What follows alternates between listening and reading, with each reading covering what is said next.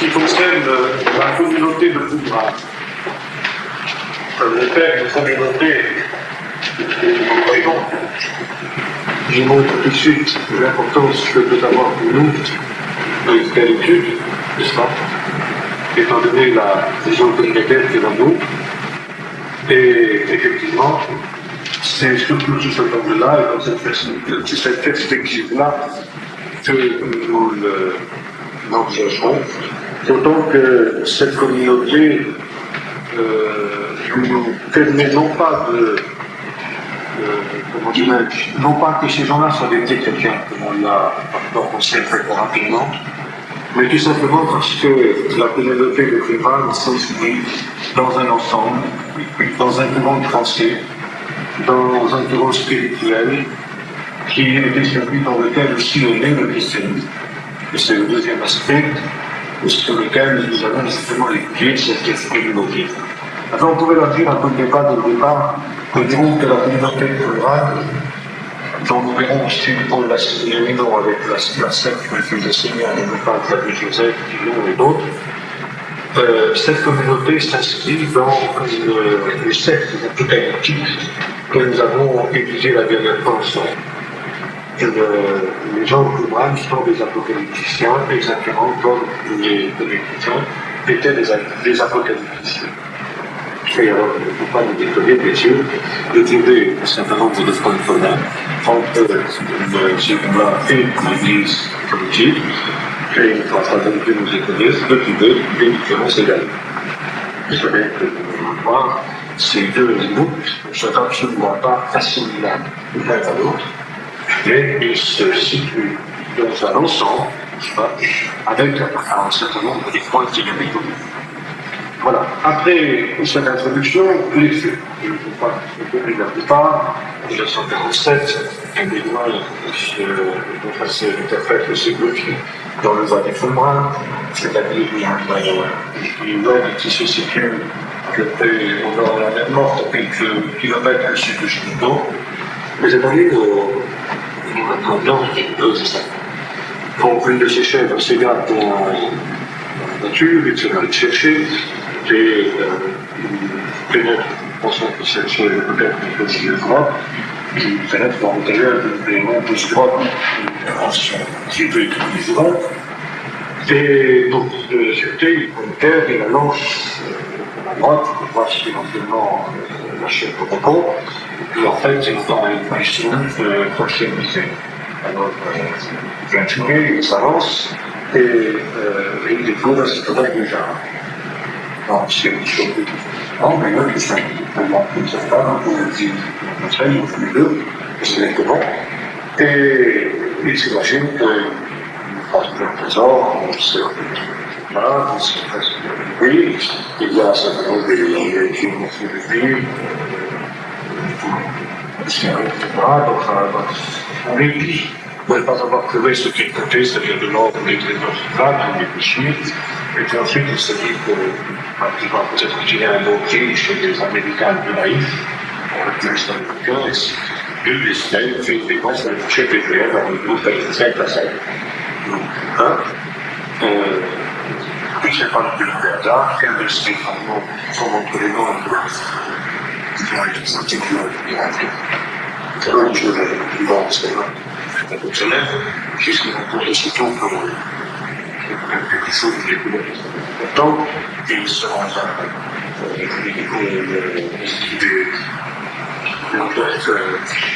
dans l'université comme le sketch, puisqu'il y a des recherches sur l'avenir américain, il y a deux roses qui s'écrivent d'une certaine façon que guerre arrive. Mais là, c'est quelque chose à faire avec le temps depuis quelque temps. Une petite assez collègue, une petite nouvelle de salon, j'ai eu aussi également des questions mais j'essaie de viser une question, si le famille a rapport de la prise du jour, de la grotte, de aussi. Alors, je demande dans une étude des sanctuaires, je sors des vidéos, et c'est un écouteur qui est vraiment policier, les joyaux à celui-là, la chasse au niveau, c'est en 1987 à 1952, avec les plus sur la indépendance d'Israël, et selon le fait de les engagements intellectuels, effectivement en 1962, que les sectes comme les Houthis sont rassemblés à l'université pour les décisions. Alors, les boulots sont les suivants. Il y a tout d'abord le plus important de ce boulot, qui est le grand boulot des ailes. Le livre est indiqué dans son ensemble, les 66 chapitres du livre, qui sont absolument utiles, étant donné que les conditions dans lesquelles nous avons été conservés sont exceptionnelles, le climat exceptionnellement sec de la mer Morte les a conservés pratiquement intacts.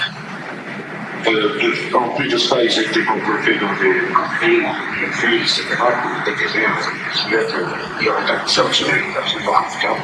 Ils continuent à exercer des exercices, c'est aussi des livres à Jérusalem, un spécial, ça peut être déposé. Et on ne fait pas le développement, on fait la faune, la céphale,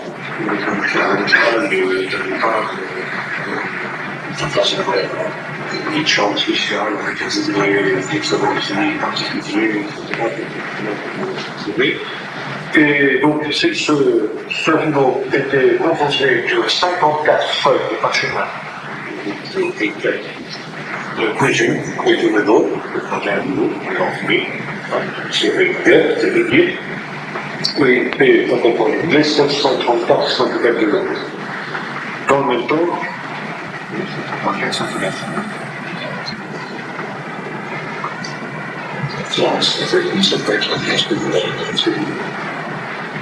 nous avons un deuxième boulot des alliés gagnants.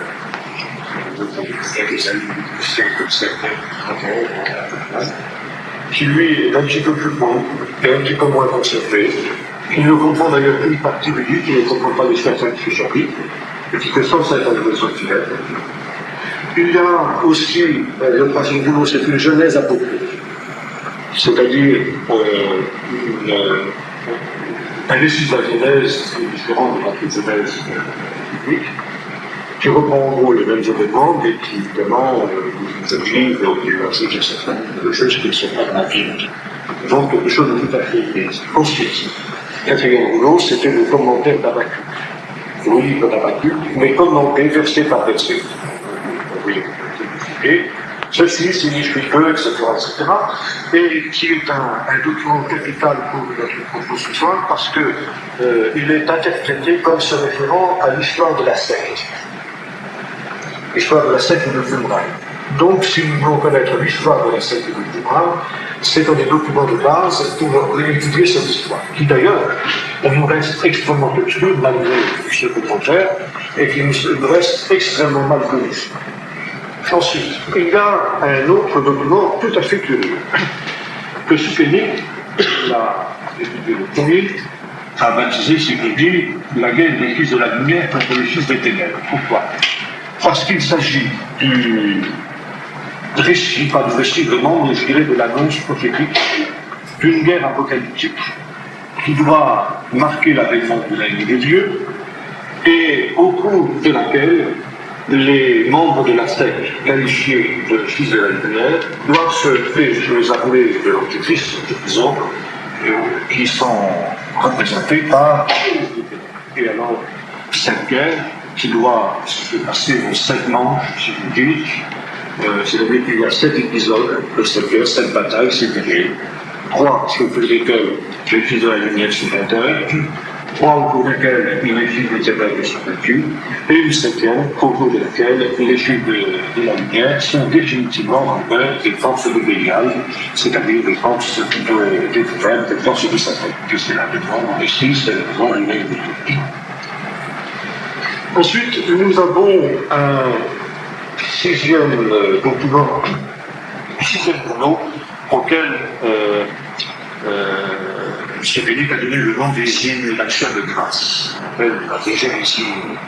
Il s'agit de psaumes apocryphes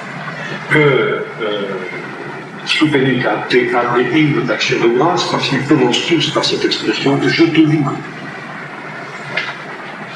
Et ce n'est pas d'ailleurs, comme vous allez voir, sans rappeler ce que l'on appelle l'hymne de jubilation, surtout dans les élogies, où Jésus dira « je te loue, le Seigneur éternel et du ciel et de la terre ». De ce que caché ces choses aux âges, de ce qu'ils arrivent, c'est la même pensée.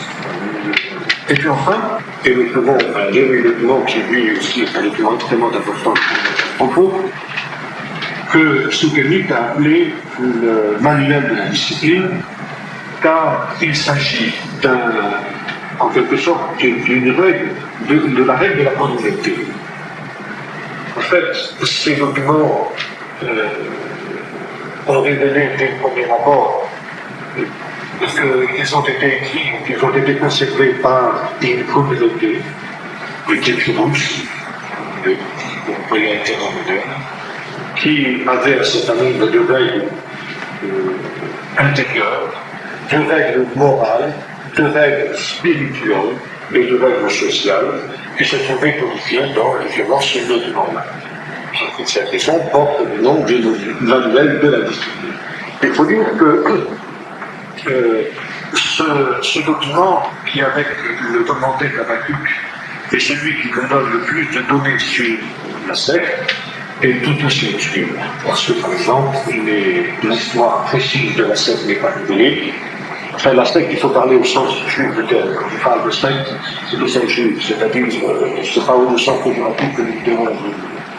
C'est une organisation que les pharisiens, les missionnaires, etc., une tendance, une grande judaïsme aussi. Donc, l'histoire de la secte, je dirais bien, n'est pas très claire, même au travers justement de ces documents-là. Alors évidemment, cette découverte, qu'il s'agissait dans un premier temps de dater. Le gros problème d'archéologie, c'est toujours le problème de la phénologie et de la datation. Et alors là, juste que dans les années, jusqu'en 1956, le débat fédéral parmi les savants pour savoir à quelle époque il fallait dater, de quelle époque il fallait dater ces manuscrits. Et Soupénic, Deveau et le fait Deveau, des autres qui étaient directeurs de l'école du militaire de Jérusalem, qui fait beaucoup aussi, comme je suis exactement, des gens comme John Allegro, comme Duton Sommer et d'autres, penchés pour une date extrêmement ancienne, et ils accusaient particulièrement la technique temporale de l'instrument. Et puis des gens comme Zendil ou d'autres penchés pour le Moyen-Âge. Finalement, à partir de 1956, tous les spécialistes, la foi, on peut peut-être mettre du on a baissé les lectures. Oui, je le fais l'idée du appareil que ça fait cela. Donc, l'hypothèse selon laquelle ces documents datés du Moyen-Âge est pratiquement abandonnée aujourd'hui. Cette thèse repose sur le fait qu'au IXe siècle, après Jésus-Christ, une secte juive de l'époque, les Catholiques, faisait mention dans nos écrits qu'ils avaient retrouvé sur le bord de la mer Morte un certain nombre de manuscrits. Alors on pensait que c'était des manuscrits franchement des catholiques, c'est dire, et que dans le fond, on avait affaire à des documents de secte. En fait, aujourd'hui, pour différentes raisons, dans lesquelles je suis montré, on n'est pas absolument sûr que les documents datent de la fin de l'époque du septembre, c'est-à-dire c'est le grec sur le dos de l'époque du Nouveau Testament. Nous verrons tout à l'heure pour préciser davantage la fourchette de temps dans laquelle il peut situer ces documents. Maintenant, ces documents sont extrêmement importants d'abord pour la recherche biblique, c'est pas avec le sujet ce soir, comme je l'évoque simplement très directement, car un grand boulot comme le manuscrit d'Ésaïe, par exemple, était de 2000 ans plus ancien, que les 2000 ans plus anciens, quand même, que les documents les plus anciens que l'on avait de la vie. Et évidemment, ce qui était tout à fait intéressant, c'était de comparer le texte que nous avions dans le Moyen-Âge et le texte sur le temps de la force à des milliers de petites variantes près, des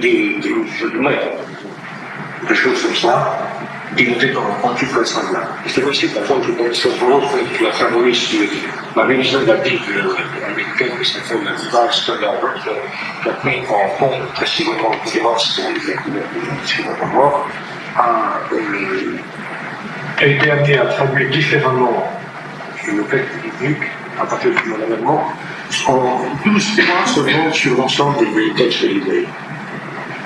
Donc, ça, c'est un 6. Sur les 156 chapitres d'Ésaïe, il a préféré, si vous voulez, changer un certain nombre de mots 12 fois à partir des textes. Donc c'est devant lui. Et ceci a été un élément qui est sanglant pour un certain nombre de gens, et des gens qui pensaient que le texte biblique était un texte plus fiable, c'est un texte qui a été modifié par les codices antérieures, etc.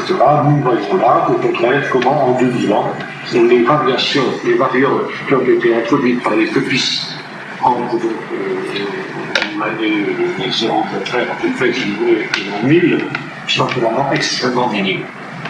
Donc nous avons affaire à un texte fiable, un texte sur lequel nous pouvons nous baser. Alors, ça c'est un aspect dans lequel je ne serai pas ce soir, que je cite simplement pour le mémoire, et noter justement les gros intérêts qu'il y a eu pour la recherche publique de la découverte du débat historique.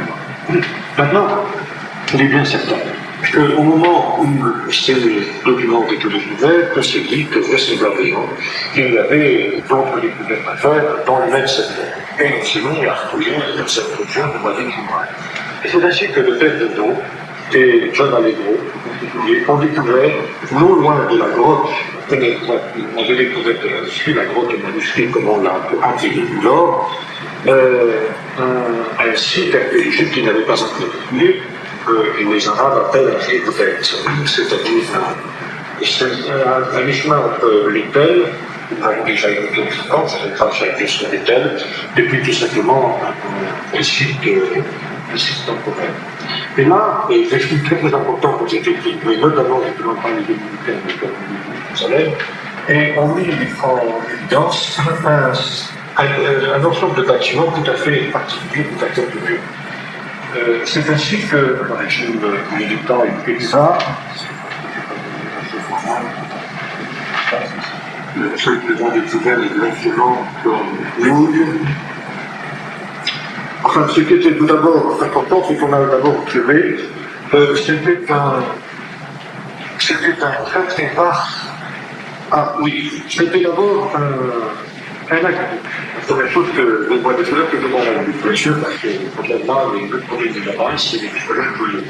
Et cet aqueduc connaît l'eau dans les nouvelles, et puis l'eau dirigée jusqu'à cet ensemble de ce bâtiment qui se trouvait à quelques distances de là. Donc à quelques distances de la mer Mortégal.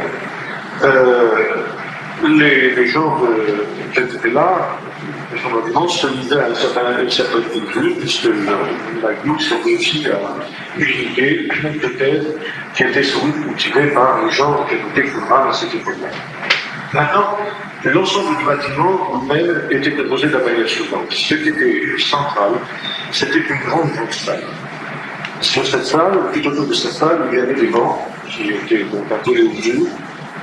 Et sur l'ensemble de cette salle, il y avait deux choses. Il y avait d'une part des récifs de tables, sur lesquels les pierres s'installent, sur lesquels s'installent. Et puis, à côté de cela, il y avait deux autres salles de fiches, une qui contenait d'autres tables qui faisaient la même manière, mais avec des empliers. Il restait des restes d'encre de ces empliers. On les a analysés. Et on s'est rendu compte que l'encre était la même, de la même composition que celle qui avait été utilisée pour écrire les exemples. Si bien que très vite, on a été amené à faire une relation entre ce scripture d'or, comme on l'a appelé, c'est-à-dire un endroit où j'écris le domaine, et puis l'émotion. Et on est arrivé à la conclusion. de 95%, oui, que les familles de blancs ont été découvertes dans la grotte au lit, la grotte de dessus, ont été rédigées dans ce scriptorium de pouvoir. Deuxièmement, le manuel de la discipline en particulier décrit une communauté on va faire un peu rapidement monastique, je sentais de fort. En fait, une communauté dont la vie spirituelle et liturgique et communautaire est bâtie autour de repas communautaires. Et il est tout à fait probable que la grande salle, tout à fait petit l'ensemble des bâtiments de cathédrale était en face sur le territoire, qui servait à la fois de réfectoire de cette église, mais aussi des salles de nom de la communauté, selon une procédure très précise qui est décrite dans le manuel de la discipline et sur laquelle nous avons adopté. Et ce qui va dans le sens de cette hypothèse, qui est la communication par les spécialistes, c'est qu'à côté de ce scriptorium, il y avait une cuisine, un ensemble de cuisines sur les plateaux. Mais il n'était pas une cuisine de type privé, mais vraiment une cuisine importante, donc une cuisine de type communautaire. Il y avait également des magasins où étaient représentés les ventes, avec des voisins protégés, des restes de réfugiés, qui s'étaient admirablement conservés, étant donné les conditions exceptionnelles qui venaient sur le nord. Il y avait des silos, il y avait des jarres dans lesquels était conservé le vin et l'huile, c'était justement un cuisine de la communauté. Et il y avait assez peu. Il y avait quelques invitations privées d'auto-fruits de l'ensemble, mais assez peu. Ce qui par contre est intéressant, c'est qu'il y avait là un endroit alors très très nettement séparé du reste de l'ensemble du bâtiment, finalement, qui les bâtiments étaient donc essentiellement des entrepôts. Des entrepôts pour des pensions, pour des outils, également des outils agricoles. On a retrouvé aussi un endroit où étaient fabriqués des poteries. Il y avait des restes de poteries, il y avait des tours de poteries, et ces poteries étaient les mêmes différentes que celles qu'on a retrouvées dans les bois, dans lesquelles aussi se trouvaient des manuscrits. On a retrouvé une table où étaient préparés justement depuis de tels manuscrits, l'archive, donc tout correspond.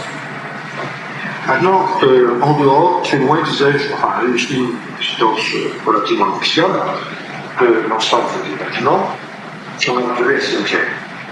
Et le cimetière dans lequel était enseveli le temple qui apparaissent comme étant essentiellement des hommes. Mais pas seulement des hommes, il y avait ici des cadavres de femmes, des squelettes de femmes et d'enfants. C'est bien une hypothèse qui a fait grandir en son temps, qui est assez d'ailleurs de base pour l'identification des gens plus grands et des enseignants, parce qu'elle serait appelée Joseph, par exemple, mais aussi nous disent que les Esséniens étaient des gens qui étaient célibataires. En fait, même s'il y avait dans le cimetière une majorité d'hommes, il n'y avait pas que des hommes. Donc, les gens du Bras n'étaient pas tous célibataires. Il y avait des gens qui étaient mariés, des femmes et des hommes. Si bien que c'est une des raisons qui font qu'il est difficile de dire que les gens étaient les Esséniens, si tant est que les Esséniens étaient vraiment des célibataires. Ce que l'on peut dire également des découvertes, c'est que la communauté telle qu'elle existait là, alentour, il y avait à quelques distances, on a trouvé des structures extrêmement justes qui vraisemblablement étaient l'endroit où les membres de la communauté habitaient de manière régulière. Si bien que nous n'avons pas après, en fait, arrivé à ce stade de magnitude, à une communauté réellement monarchique. Tous les membres de la communauté ont été vécus ensemble de manière constante. Mais il semble que la plupart d'entre eux habitaient à quelques distances, d'une manière assez simple, et qu'ils se rassemblaient tous les jours, mais ils se rassemblaient en tout cas très souvent pour des repas communautaires, quel que d'autrefois était le centre de leur vie.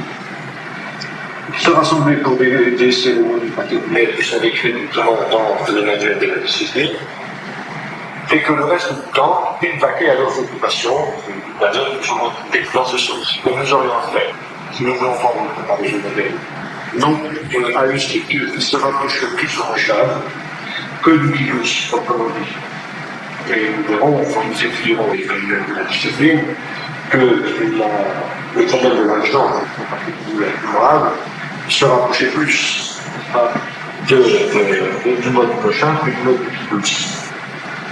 Il y a à ce niveau, je ferai une version d'avance, des textes qui sont passés donc en droit, dans le document plural, des textes où il est question de l'équilibre, vraiment dans le postulat, doit obligatoirement donner tous ses biens à la priorité, en mendiant, c'est ce qui est la priorité.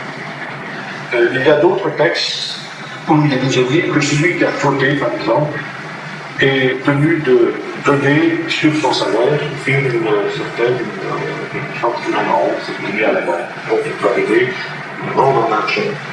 Bon, si ces gens-là n'avaient pas gagné d'argent en plus, s'ils avaient donné une aucun à la communauté, c'est normal, comment ils auraient pu payer le moment. Donc, maintenant, il n'y avait pas une communauté de biens totale, comme on a parfois pensé que ça se faisait ça. C'est possible de voir le texte. Maintenant, les fouilles ont continué dans les années qui ont suivi, et notamment lorsque les conditions politiques sont redevenues plus calmes. Et on a découvert un certain nombre d'autres manuscrits, compte tenu de plusieurs conditions. Ça, sont écrits une donne en ce sens, parce qu'on dit ça. Et justement, puisque nous parlons d'or, on a découvert, non pas de l'or, mais on a découvert un curieux rouleau de cuivre. Et sur ce rouleau de cuivre, comme tel que vous, très sûrement on est le temps que celui, pas tellement gros, c'est un cylindre de cuivre, sur lequel vous avez mis plus loin que l'inventaire d'un trésor. C'est ton oui, Patrick Moore, il a dit que c'est pas bien ça. C'est ça, c'est bon, c'est vrai que je l'ai dit. C'est ça, c'est vrai. Et c'est son je voulais dire que sur ce livre, que ceci dans le livre, sont décrits l'emplacement de alors, il dit que l'appétit des chercheurs s'est trouvé stimulé particulièrement qu'on a cherché aux endroits décrits par le dessus, de la règle soit parce que jamais ce trésor n'a existé, soit parce qu'il est devenu réel et que les visiteurs sont passés avant les archéologues, donc c'est évident, soit parce que ceux qui l'ont caché eux-mêmes, eh bien, ils sont revenus par la suite et ont apporté leur bien. C'est vraiment très. Maintenant, j'ai oublié de dire aussi qu'en 1967, on a découvert, la dernière découverte qui va chez le gouvernement, date de 1967. Au moment de la guerre de Séjour, quelques années avant la guerre de Séjour, le professeur Yadir avait reçu une lettre anonyme qui contenait un petit fragment d'un manuscrit qu'il a immédiatement reconnu comme étant un document qu'il a pu d'ailleurs dire qu'il a été écrit par personne. Et son correspondant avec eux, qui lui disait que ce fragment avait été pris par le biais d'un document beaucoup plus important qui se trouvait dans Jordanie et qui, en raison de circonstances archéologiques, très exactement visait se trouver dans la ville du Jérusalem, qui était dans cette domination coloniale de l'époque, et en raison des circonstances politiques, évidemment, les Israéliens n'avaient pas accès à cet endroit. Mais son correspondant qui avait écrit, l'anonymat qui décrivait de Londres, lui donnait l'adresse exacte de l'endroit où se trouvait ce document. La maison du particulier qui avait récupéré ce document et le gardé ici. Qui bien que dès le 7 juin 1967, au moment où les troupes israéliennes sont en train de dire, c'est complètement à la maison de l'arabe en question, l'adresse qui lui a été donnée, et effectivement, il a trouvé des fameux manuscrits. L'arabe s'est assuré, le nom de l'annonce israélienne, mais il a trouvé ça n'est pas patient en question. Et c'était en fait un document extrêmement important qui devait être de.